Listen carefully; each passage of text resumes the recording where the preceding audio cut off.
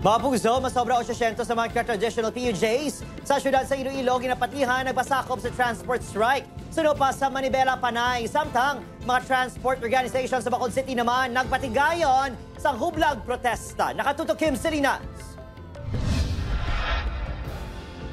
Bilang pag-ugyon sa nasyonal nga untat biyahe, masobra 800 ka traditional jeepneys ang nagpasakop sa transport strike subong adlaw sa Iloilo City. Ini ang santo sa presidente sang Manibela Panay Chapter. Kadungan sini nang patigayon sang hublag protesta ang grupo sa Sunburst Park kay Inasangaga.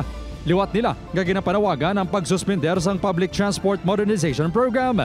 Pamatian ini ang sentimento sang mga sektor sa pumuluyo ni sa pagpamalabag sa ang ilagin pang duso nga hilaw nga programa. Biktima na kami. Updon sa pagitang iban. Apang sa Mohon Terminal, wala gani makaibalo ang pila ka miyembro sang grupo nga may strike nga hiwaton. Way mo kabalo mo. Gaway man. Gaway ko kabalo may strikealisbong. Suno sa Iloilo City Traffic and Transportation Management Office, wala naapektuhan sang untat biyahe ang pampubliko nga transportasyon subong adlaw. Hindi man sila gani consolidated.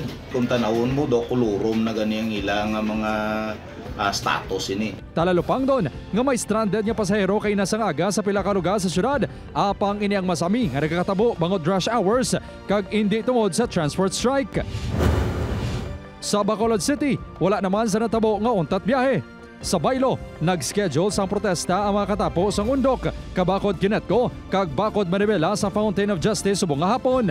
Apang pag-ako sang grupo, wala sang clearance gikan sa Bacolod LGU matapos gin-deny ang ila request. Hindi man siya hampay, no? Kaya itong peaceful man ang atong protest nga paghahiwaton, kagay mo ko namon ni siya sa Fountain without Justice. No? So dito kita anay sa Old City Hall, for time being nga wala kita na-isyuhan sang permit.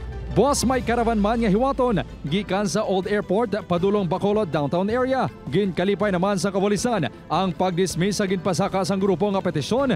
May angot sa ginapasuni illegal nga pag-aresto sa ilahanay kaangot sa nagluntad nga hublag protesta sa dalan Lacson sang nagligad ya semana. Expect kami nga may mga kaso pa kami nga atubangon